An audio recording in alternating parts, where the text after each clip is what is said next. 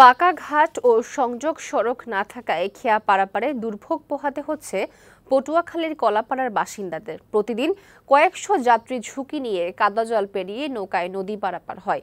কুয়াকাটা সংবাদদাতা সগির হোসাইনের প্রতিবেদন, জানাচ্ছেন আফরোজা সুলতানা।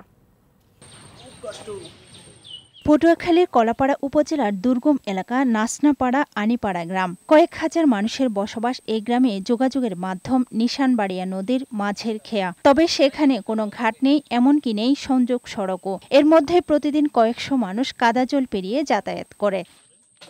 স্থানীয়রা জানালেন, ইঞ্জিনবিহীন নৌকায় পারাপারে সময় লাগে বেশি।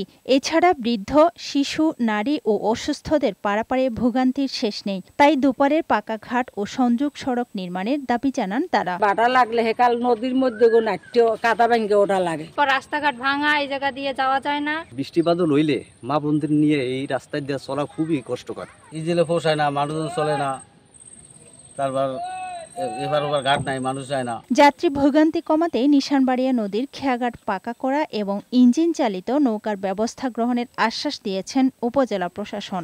যাতায়াতের রাস্তা এবং ঘাট এটি সাম্প্রতিক ভারী বর্ষায় একটু বেহাল হয়েছে।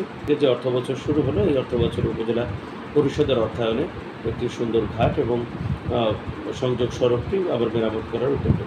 খেয়াঘাটের ইজারা সরকারকে নিয়মিত পরিশোধ করা হলেও কোনো নাগরিক সুবিধা না পাওয়ার অভিযোগ ভুক্তভোগীদের। ডেস্ক রিপোর্ট, বৈশাখী সংবাদ।